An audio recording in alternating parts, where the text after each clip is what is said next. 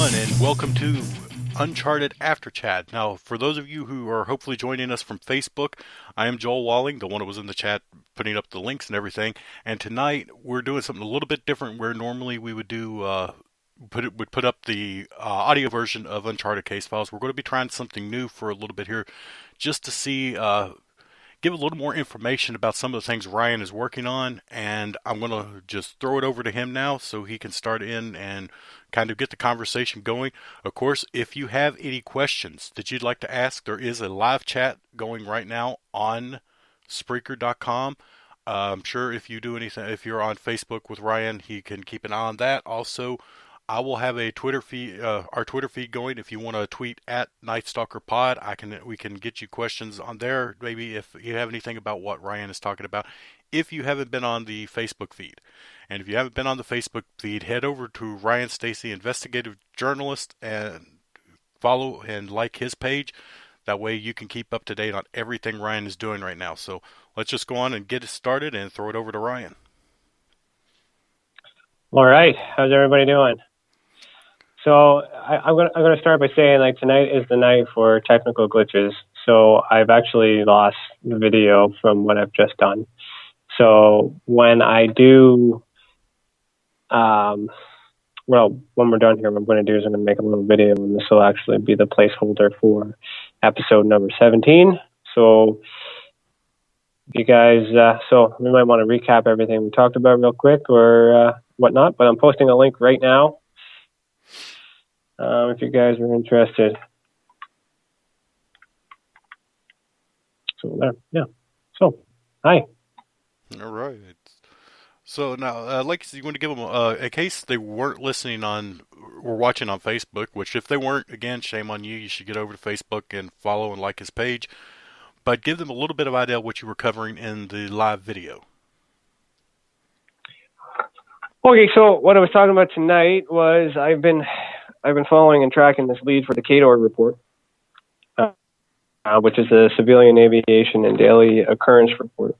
And on November 23rd, 2018, a UFO was reported to Transport Canada by a private plane in Nunavut. And then the information from that was reported to NORAD. So I've been chasing the information trail, trying to find out where the data is of this report. And then actually, as of recently, I've gotten a response from Transport Canada saying that there was no records on Transport Canada showing that UFO was actually reported, but I actually have everything documented and saved. And then I requested, the highlight of that is I requested a mailed copy. And when I got that mailed copy, I received an envelope that's been opened and then resealed and taped. And it's interesting because I've documented that, and what it shows is there was some sort of filtration system of some sort, or somebody made a mistake or whatever, but it's very weird, and it's actually illegal to open anyone else's mail, so I don't know who actually did that, and considering it came from Canada, it's kind of questionable. But anyways, so that was interesting. Is I got a letter from Transport Canada saying that the UFO information I requested doesn't exist in an envelope that was opened and then resealed. So it's a little interesting.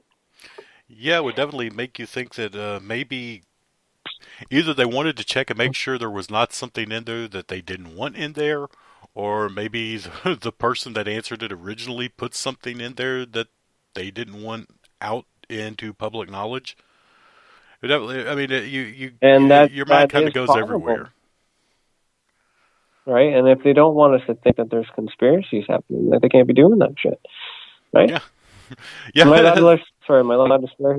Yeah, yeah. That's fine. I can't promise I'll keep it as clean as possible, but I have been known to kind of stretch the boundaries of a little bit in that one. But yeah, this is your show. You're open to talk how you want to talk on it, and unlike Facebook, you won't be like taken down or anything for that.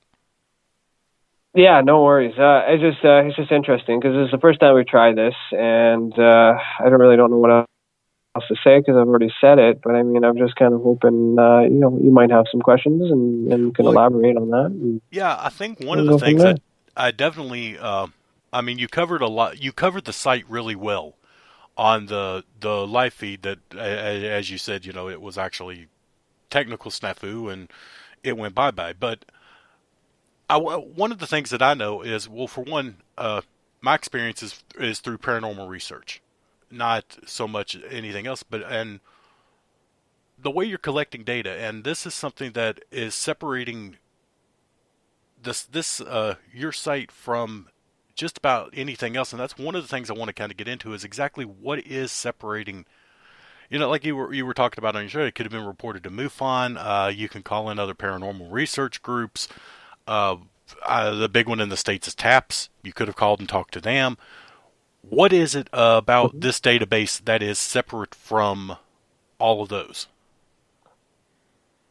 Does TAPS have a database? As far as I know, yes, actually. I was a Okay, I member never. of TAPS for a while, but I'll be completely honest with you, and this might get me in a little bit of trouble, but oh well. Uh, TAPS is a very very secretive group. Hmm. You're not allowed to talk about they're kind of like Fight Club. The first rule of TAPS is you don't talk about TAPS. Okay, so why is that though? Why is that in place?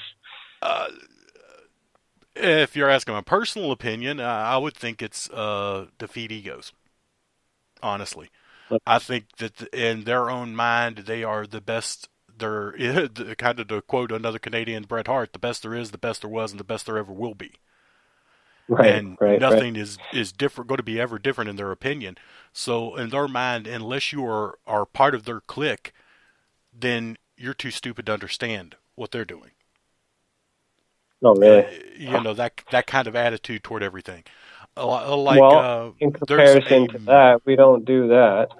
I'm trying to include everybody, right? I'm trying to get the information out there so that the professionals or other people who are doing the same thing can take the data and extend or enhance their research. Or even or the guys that are focused on debunking and kiboshing it can look at it and be like, well, this is good work, but this is where he's wrong, and that's where I'm focused on, and is trying to cover all those loopholes so that way no one can say that I'm wrong, because all I'm doing is I'm reporting the data, but I'm not, what do you call it? Um, I'm not making any classifications. I'm not making any judgments. I'm just collecting it, and then I'm collaborating it, and then making a suggestion, right? Here's a trend, right? British Columbia happens to have 15 reports of a, unusual ape-like figure, in the month of November, right?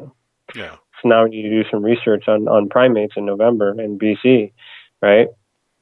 Not saying it's Sasquatch. I can't say it's Bigfoot, even though that's what the majority of the people are going to say, right? And what they're going to think, yeah and that's what they're hoping for. But it could very well be an ape, right? So I don't make calls. I just validate, make sure that the information collected is credible, and once I'm able to determine that, then we're laughing, right? yeah.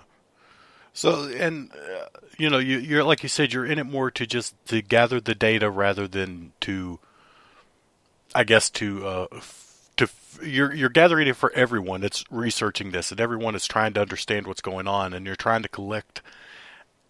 I'm I don't trying to want to. correct most accurate data. So the problem with paranormal, so collecting UFO data is easier than collecting paranormal data. And the problem with collecting paranormal data is because of the way that it's associated, the terms that are used, the silly pictures, the silly videos. It's really easy to come off um, silly, right? So it all comes down to the words that you use, right? So if I don't say it's Bigfoot, then there's a lot of people who dress up like Bigfoot and think it's a joke and think it's funny. But if I say it's a large primate or ape-like figure that happened to destroy a camp, that sounds more realistic, and it sounds more um, like there's lots of things that you can go on. You can kind of focus on that, right? So you kind of strays away from the illusion of this being a joke, right? Yeah. And that's what I'm trying to do too. Is and even when I'm trying to. There's a couple of flaws with the thing. I'm trying to fix them right now. But let me bring it up. So if I go to, so if you guys want to go to teslacan.org and actually click on the reporting system, and you actually go through the report, when you come down to the section that says what exactly did you experience? So you can choose between abduction, aerial phenomenon, astral projection, apparition, crop formation, cryptid, entity, extrasensory perception, human-initiated contact, orbs, possession, unexplained livestock death, and unusual paranormal activity. So even in these explanations, I'm trying to use something that seems to be a more professional or scientific term, right? I prefer the word apparition instead of ghost, because ghosts, can be spooky and friendly and all this other stuff. But apparition simply, and it's defined as, even when you click apparition, it says apparition is a term used to describe an anomalous experience characterized by the apparent perception of either a living being or an inanimate object without there being any material stimulus for such a perception. So even there's a scientific explanation on what it could be. And then if that's the wrong interpretation, or if you think that's a ghost, well, then that's fine, right? Go through the report, share the characteristics, and then try to figure out whether or not the information is, what exactly is happening here. Because a lot of this stuff could be also psychosomatic. And it also could be due to sleep. It could be due to diets. It could be due to a whole bunch of other things, which is why we don't ask any leading questions in this survey or in this report. I just want to know the specifics, and then at the end, I want you to rationalize and tell me what you think it is, right? If you tell me you think it's a ghost, well then, maybe we'll look into more into your personality or your credibility of the background to find out if you're saying ghost because you're into paranormal shows all the time, or if you're saying ghost because you're a paranormal investigator. It all depends on the terminology too, right? So that's how I would differ from TAPS in that sense. Sorry, go ahead. Oh no, I was just saying that a lot of the times there are a lot of you end up finding the more you do the actual research, you end up finding that more often than not you have a logical explanation for most of what people would perceive as ghost or something something in the paranormal. Well, the reason why they say ghost is because that's what they've been conditioned to for all these years, right? Right. When you say little aliens, you envision the little green men, and that's what has been preconditioned, right? But what exactly are you seeing? Some sort of a being, an entity of some sort that has a head, two legs and two arms, and there's a height, so there's characteristics that go with that. How tall was it? How long were the arms? How long were the legs? So there's characteristics. It doesn't matter if it's a ghost or an alien or a shadow figure. We need to determine the characteristics associated with it. Like shadow figures are known to have red eyes. That's a characteristic. So it doesn't matter if it's short, tall, red, red and brown, and like the red eyes are common. That's a common trend, and that's what I'm looking for, is trying to figure out what these common trends are. Now the thing is I know these common trends from things that I've read and things that I've debunked or things that I've dismissed. But the true data is going to come from the people who are actually seeing this. I've never seen anything. I've never experienced anything. So, so I'm kind of unbiased in that, but which is good because then I'm just only looking at the data, right? I'm only looking at the trends. Yeah. Well, now we do actually have a question or more of a comment, maybe something you know about. Okay. Michael says this reminds me of a story about Sir No Face. It was originally released as ghost footage, but the public made them reassess it, and it turned out to be E.T. Sir No Face. Yeah, I that actually. If Michael, if you wanted to give us a little more information about this, honestly, I'm just good. Yeah. I haven't heard anything about it. It doesn't ring any bells for me. And So basically, what he's saying is it was assumed to be a ghost, if I understand this correctly, and then it turned out to be an alien, right? yeah, Based that's on what I'm assuming. research. So and it's quite possible that they're the same, right? So the characteristic what are the characteristics that is assumed to be a ghost? Was it transparent? Maybe it was technology, maybe it was a hologram, or maybe it was some sort of telekinesis by an extraterrestrial being that was used to portray that image to lead you into whatever the hell that is. It could be a combination of the two, and because there's a division between media and different markets trying to advertise and sell and all this other stuff, that they're blending, and maybe it's the same thing, right? Yeah. But, that's like I said, if you could maybe send us a little more detail, we might be able to answer that better, or even maybe a link to the video. Of course, the chat will be here long after, and we may be answering it on a future episode after we've had time to kind of look at it and go into it. So, now, when you're collecting this data, Mm-hmm. what are some of the things that you're looking for in it? Well, nothing in particular. I just so there's a two parts. So what comes through the report versus what I actually get. So when the report is complete, I get an email and I have it structured in groupings. So I'll have experiencer information, I'll have event information, I'll have an event description and witness analysis. So I'll have all these answers categorized for me, and then I'll have investigator notes on it, pros, cons, first impression, questions if I have any. So basically, what I'm looking for, obviously, is the information, right? So, again, it's a little background. Like I've closed almost 600 MUFON Canada cases, so I'm used to getting information that's not completely filled. So it's really most of my career within MUFON is contacting the witness, asking for additional information. So if you fill out this report, you're going to fill out everything that I need to do a proper investigation. So what I'm actually looking for is going to be complete. But then what the most serious things that I'm looking for on the support side of things, was there any, is this event isolated or ongoing? So if it's ongoing, then this is repeated behavior. So that means it's predictable, possibly. And we can create the environment again, recreate and try to capture if possible.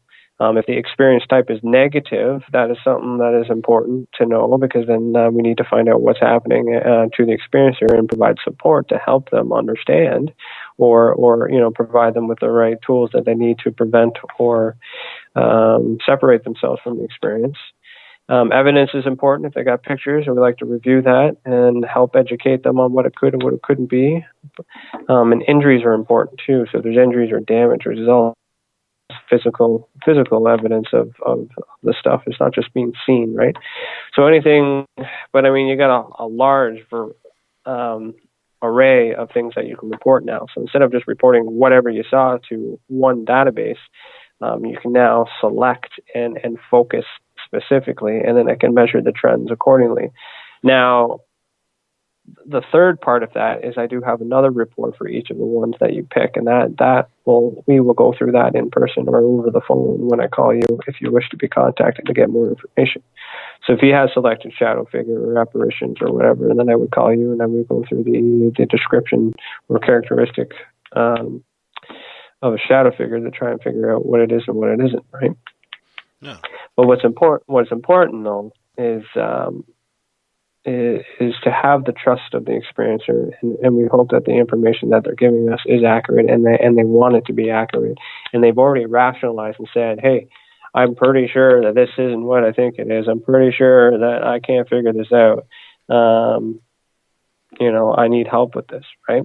Yeah. And then you're going to get some people who are just like, hey, I saw this, it was neat, just thought I would let you know. And then the report is set up to actually tell me that. And then those still get categorized and archived. But I don't need to respond to them because they'll tell me that they don't want to respond. So that's good. It's just general. Yeah, it's more like just data. Yeah, it's still data, and it's just kind of like passing on the story rather than actually doing like a active report of it.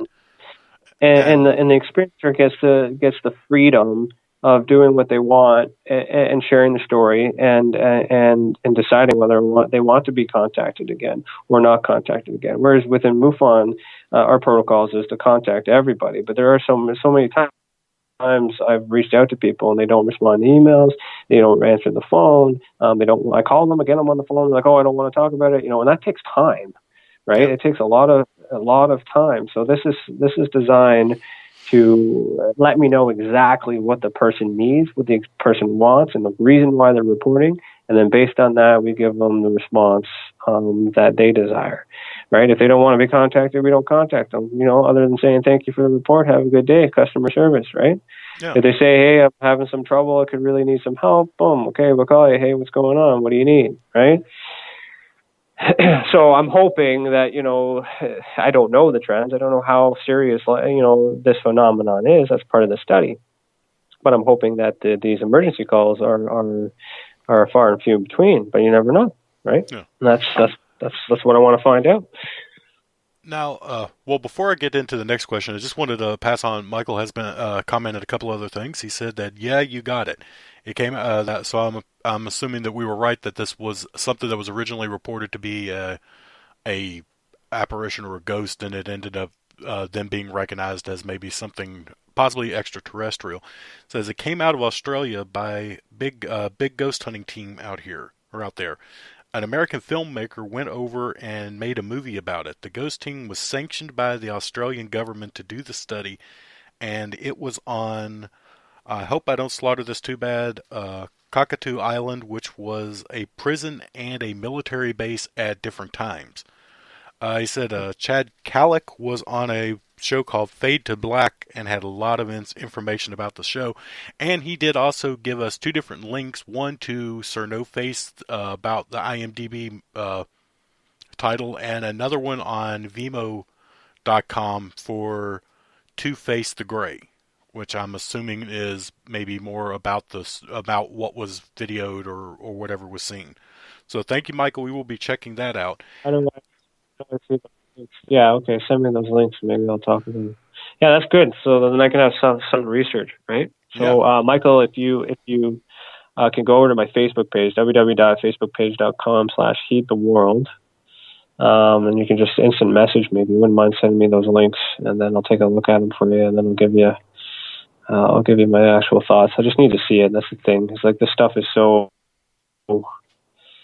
mixed up, and then everyone just wants to believe that there is something out there because it's like everyone's got their different reasons. Some people think it's cool, some people think it's like to be spooked, some people just want to know that there's some evidence of life after death, all these other reasons. So basically what it all comes down to is people aren't happy with where they are, and and they're looking for a way out, and so I mean, I want to make sense of that, and then if everyone's, and if it is a way out, well, is it positive? Is it negative? There's so many variables, right?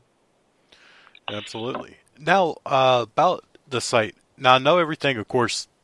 Needless to say, you and I both are physically in Canada, opposite sides of Canada, but still in Canada all the same. So anything like groundwork or something like that would have to be done inside of Canada. But as far as collecting data, this is open to anyone that can reach the site, correct? I mean, you don't have That to is be living in absolutely Canada. correct. No, and the other thing too is, as the chief investigator for Canada, for MUFON Canada, I only have access to MUFON Canada data. I do not have access to the entire database for MUFON. That is separated into HQs, divisions, and all that, and they run it how they run it. But I mean, I would like to share and help with other people from around the world, but I need that information. So I'm not going to get that information from MUFON because I'm with Canada and I worked for them in the States, and then I resigned for different reasons I don't really need to get into right now. But I mean, I just know that I closed that door and I don't plan on reopening it. But I still would like access to that information. So I'm hoping that our American listeners and other worldly, other parts of the world listeners, and viewers could make their reports, and then we can spread Tessa like fire. Spread hope. Yeah, that's another thing that that when we were talking about this earlier, we actually Ryan and I talked a good deal about the site earlier, and that was one of the things that actually also struck me is a lot of the times when you're dealing with a database, it's very centrally located.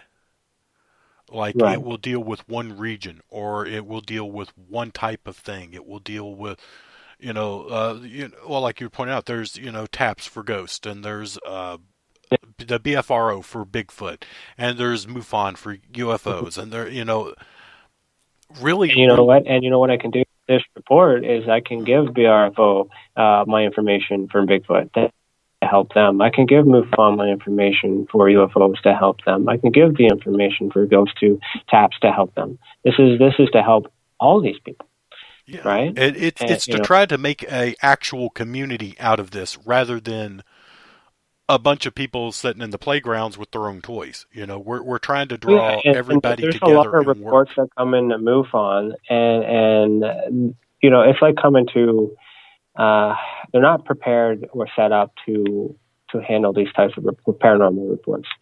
So like when people come there and they make a report or they go through the report and they're like, oh shit, I don't have any questions about paranormal. This isn't what I need. But you know what? MUFON's the only thing that they heard because it's the only thing they see on TV, right? So Yep. then there could be some witnesses out there that think they don't have an option to report, so they keep it inside. So, and then, if you happen to come here first and you want to report a UFO, you can, right? You don't have to be like, oh, I should report this to MUFON. Like, it doesn't matter who gets to me. It doesn't matter as long as you say something. That's what's important. As long as you are brave enough to open your mouth and say, hey, I saw this. I think it's strange. Somebody look at it, right? Now, there's different opinions. There's different ways to research it. There's different types of, a whole bunch of types of things that can be done. But that's for you guys to decide the results, right? So you need to also understand what you're reporting to and why you're reporting it. So I've done my best to make it clear when you fill out the report what my intentions are or what Tessa's intentions are. I keep saying my right now because it's just me who started it, but eventually it's going to be we and us because I'm hoping there's going to be more. So I am the lead voice right now, but I got to get used to saying us, but I don't want to say that now when it's just me because it just sounds weird. But we want you to be at comfortable and you come here because you know that the support's going to be there no matter what. It basically, we're an unbiased, unprejudiced reporting system. We accept all faiths, we accept all beliefs, we accept all creatures of the night. You're not going to get turned away if you want to report a UFO, right? Because the UFO could actually be a drone, or you want to report an entity report, and the entity could end up being an apparition, or the apparition could be an entity, depending on the way you describe it. You might call it a ghost. And then I ask your characteristics on what it looked like, and then I'm like, oh no, it's not a ghost. It's a dog.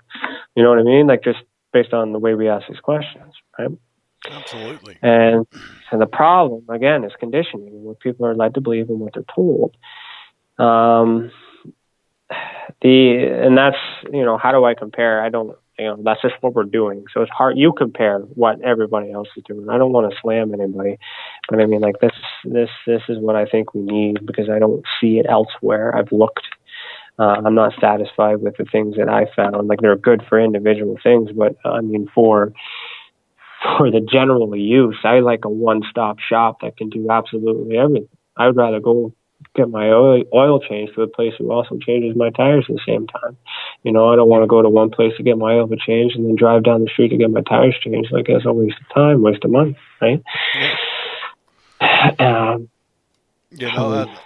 I've been all over and I've looked at this stuff too, and it's like especially dealing with the paranormal, it's actually really tough. Period to get anyone to really discuss anything. I mean, it's just, and that's why I finally, I've gotten to the point that I do call people out and everything else. It's because it's like, listen, we're all supposedly trying to reach the same goal. We all, and right, it's not, oh, I'm trying to prove this exists or I'm trying to prove that exists. No, it's understanding. That's what we're right. trying to get. We are trying to achieve knowledge. It has nothing Right. to do about proof or any of this. It's knowledge and understanding of what we are experiencing and Hmm. whatever that experience happens to be. And like you said, this is the only one that actually collects everything on an unbiased, un you know, I guess without the filters and without the blinders where you're not seeing one thing specifically. Like if you would contact, MUFON or you contact BF, they're going to look for what they specialize in rather Hmm. than And that's taking what they one were place. designed for, right? Yeah. And they've been doing that the same way for 50 years, and it's worked out great for them. But it's not the only thing, right? So this isn't a UO. This isn't to replace MUFON. This is just to catch and properly deal with everything else, right? MUFON is good for UFOs. They are good. I'm still part of that. I haven't left, right? And if you do report to MUFON and you're in Canada, I will get that as well as Chief of Canada, and that's okay. I don't care if you report to Canada instead of Tessa. I'm still going to get the data. I'm still going to make the report. I'm still going to do the research. It's just, the worst thing that you can do is just not report. Now, the thing is, too, is customer service. It all comes down to it. Here's another issue. And there are a lot of, I'll buffer here, there are a lot of great investigators within MUFON, but there also are a lot of bad ones. And the reason for that is because the organization is so large that they can't micromanage every single person. They try to, but they can't, and it's hard. So unfortunately, when if somebody in New York were to, or I'm just checking New York at random because I'm scrolling through something I'm reading. This is New York here, and they happen to have a bad experience with whatever field investigator they talk to, they think of the entire organization, and the entire organization is shit because of the way that this person treated them. Meanwhile, MUFON doesn't know that this person needs some coaching or some helping, right? And there are protocols in place that the intent is there. It's all there, but because it's so large now, it's grown. It used to start with a few good men, and then it bloomed. And that's part of growing an organization. Those are growing pains, and you can't really blame them for it. So what I've done is learn from that, and I realized that it is an issue and it needs to be corrected. And so I'm the only investigator. Right? And if I do need to add more investigators, then I will bring on another guy from my company who's been trained the same way and to follow the same protocols. But that's just one other guy. I don't need to have 500 investigators all over the world. You just need to have one, right? And then you bring everyone else together, and because then the standard's the same. I don't have to worry about issues. Now, where the problem is the return service. So if you make a report and I respond back to you and say you're a fucking idiot, what are you talking about? I'm going to lose everything, and that's putting my company on the line too. It's not just saying that guy from Tesla, that guy from Blacklight, that guy from MUFON. There's a lot of credibility that I'm laying out here. So, I've earned a lot of respect, mainly on giving the time to the experiencer to let them, at least share their story. That can't be said for every single human being in the world. Now, having said that, doesn't mean MUFON doesn't have great people. It's just, with having 500 versus one, I can guarantee that I'm going to give you that service. And I know that there's a lot of other people out there who work for MUFON that have great customer service skills, and they love this and they're passionate. But there are some demons out there too. Absolutely. That's kind of everywhere you run. It's the questionnaire or the survey is one thing. It's, again, the most important thing is the compassion or the bedside manner, and that's what this is about. This is collecting the data so we can determine what you need best, and that's what we're focused on. We're focused on the experiencer. The data is good for reports to find out, to learn more, and to study it, to give better advice to the experiencer. And because we want to give support to the experiencer, that shows that we believe that this stuff is happening. Right, we're not trying to debunk it, but if we know that it's something else, then we're going to suggest that. And if you come to the same conclusion, well, then that's probably what it is. So the next time, the lights are flashing, check for this, check for that, check for this. And then if something else happens, give us a call, let me know what's different. And then together we learn, right? So I don't need to have 500 investigators. I need to have 500 people reporting so I can talk to them and educate them and tell them, hey, give me better data. this is how you get better data because they're boots on the ground. The only time I really need to dispatch or send a team out to the actual house is if they're being threatened or something like that. Now, I'm going to have that issue only being here in Ontario, but eventually I might be able to vet out some really credible people throughout the province or throughout the country and cross-train them the way that I want to and all that other stuff and have a designated person in the province, right? Yeah. So, but that I can't do any of that if I don't have any data. So my database is currently has one report, and that was a test. That was a tester done by my national director, Stu Bundy, from MUFON. He's a good sport to play it, and he gave me he filled out the report, and there's my tester, so we know it works. All So right. yeah, Well, I know we're wanting to keep this one kind of short, and we do want to throw in before we say goodbye, Michael, who has been really just following along and giving everything. He actually has a suggestion of a few people you may want to reach out to about this. He's got some names here, and I'm going to try to not slaughter them as much as possible. And again, Michael, I would suggest, in case I am horrible at this, going to Facebook and finding Michael's Ryan last? uh, What's Michael's last? Elzinga.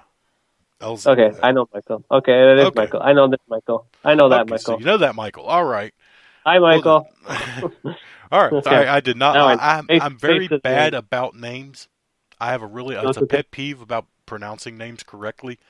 So when I see a name that I might mispronounce, I don't want to do it. It's See, like, and then there's an example, the difference between an audio listener and a visual listener, right? yeah. So, I'm you're used to doing the audio stuff. I need visuals. I'm a visual learner too, right? So there's different personalities, different learning Oh curves. yeah. Everyone's fucking different. But yet, and you know what the common denominator is curiosity. Everyone's curious and everyone's afraid and everyone wants to be in the know in case, you know, something shit goes down, right? And to be honest, like my drive towards this stuff too is I want to be in the know because I know that when everyone's trying to get on to Mars, I don't have a ticket to Mars, which means I'm going to be left with my family here to protect my family here on Earth. And I need to know exactly what it is I'm going to be dealing with, Yeah. right? I don't have a ticket. Which amongst the names he's saying, why aren't you watching the speaker chat? Well, So, I don't know where to see it. How do I oh, see it? just go to the website, the link that I Oh, was sharing, what? and then you It share says it. Uncharted After Chat. It says Uncharted After Chat. Yeah, you go to that link. The chat. It should be right underneath the episode. No, nobody's chatting. I Really? don't see nothing. You're a liar. Oh, I have to click the link. Oh Huh. yeah. I see it all now. Sorry. See, look, I'm learning. Well, I do want to Okay. actually point that out. This is a learning curve for both of us. I've only done this one other time with a show that isn't my own. So I'm really very new at all of this, so I didn't exactly know how everything was going to set up with his end and my end and all of that.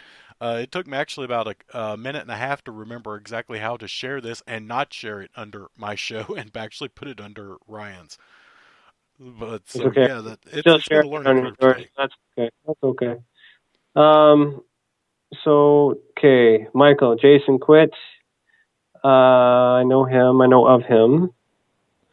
Grant Cameron, I know who that is, but I don't. He's a big shot. Like he's a good guy. He's far ahead. I'm still an ant in this molehill.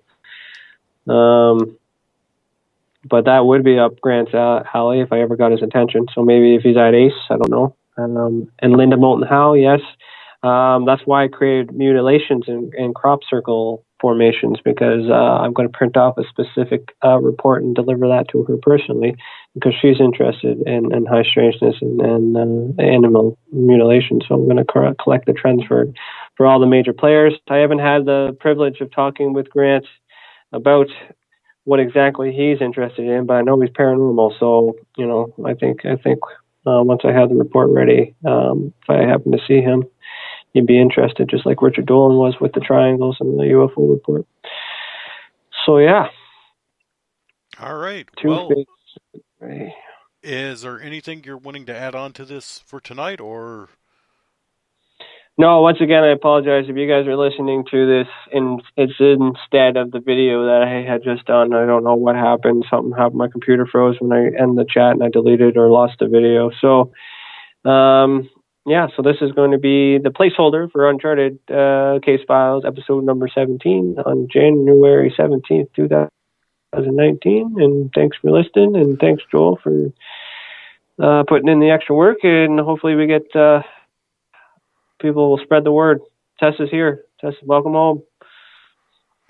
All right, and thanks everyone for tuning in. We will talk to you again next week.